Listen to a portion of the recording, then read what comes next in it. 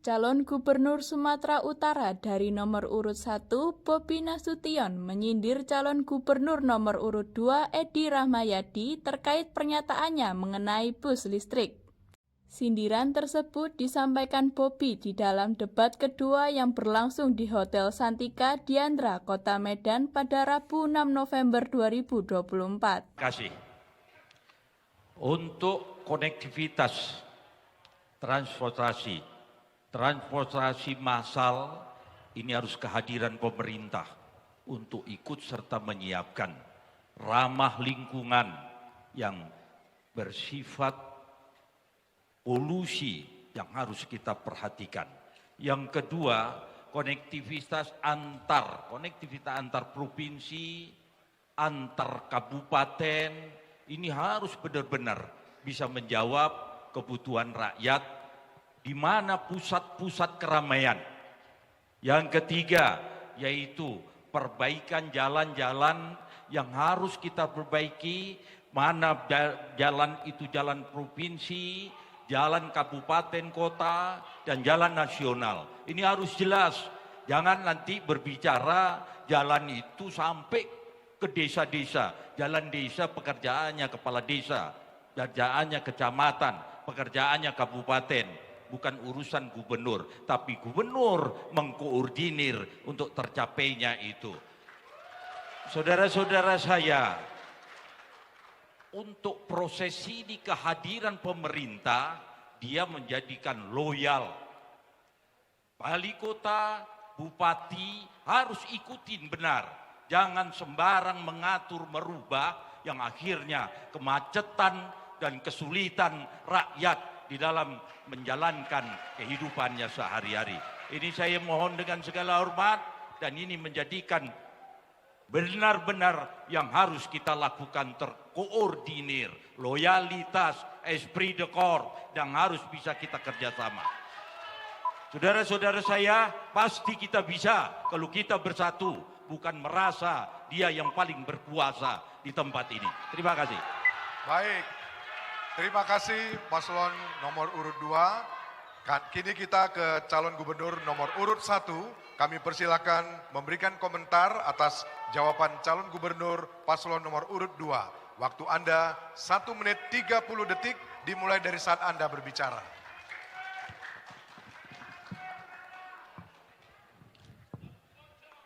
Baik, yang disampaikan Pak Edi tadi tentang moda transportasi ramah lingkungan.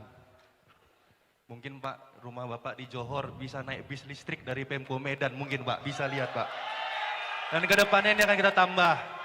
Di Medan akan kita tambah seluruh bis yang ada di kota Medan, nanti setelah tanggal 24 kita ganti bus listrik semuanya.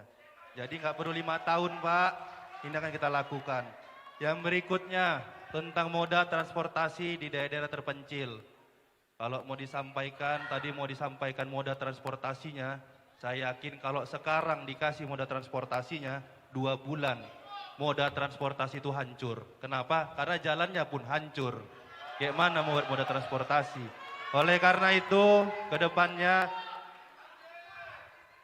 infrastruktur harus benar-benar dijadikan keutamaan.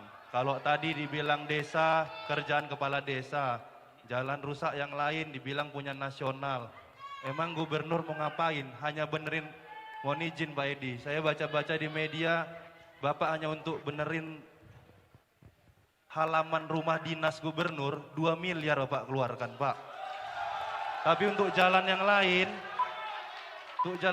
tak ada, nggak mau, malah kepala desa lah, bupati wali kota lah, pemerintah pusat lah. Nah, jangan hanya rumah dinas Pak yang diaspal 2 miliar. Baik, waktu Anda sudah habis. Ya, mohon. Ya, kami mohon para pendukung pasangan calon untuk tetap tertib selama pasangan calon menyampaikan visi misinya. Kami mohon kerjasamanya tetap kondusif supaya sama-sama kita bisa memahami pemaparan dari masing-masing pasangan calon. Kita lanjutkan. Kami persilakan calon gubernur paslon nomor urut 2 untuk menanggapi. Waktu Anda 1 menit 30 detik dimulai saat Anda berbicara. Terima kasih. Saya tahu ada 9 bus listrik di Kota Medan ini. harusnya penyerahannya dari Jakarta itu gubernur yang diajak di situ. Dari gubernur diserahkan ke wali kota dan ditentukan ada kerjasama yang harus diselesaikan. Dan pada akhirnya menjadi suatu keributan dan kendaraan itu sampai sekarang belum terselesaikan. Masih ribut. Yang kedua, kendaraan listrik yang disebut situ adalah dari Johor, tapi hanya 20% orang yang menggunakan kendaraan tersebut. Kenapa? Karena lebih cepat menggunakan kendaraan yang lain daripada menggunakan bus listrik tersebut. Ini perlu kajian, bukan hanya sekedar mengadakan kendaraan. Semua bisa kita lakukan. Yang kedua, jalan-jalan yang rusak. Jalan yang rusak adalah masih di lingkup kota Medan.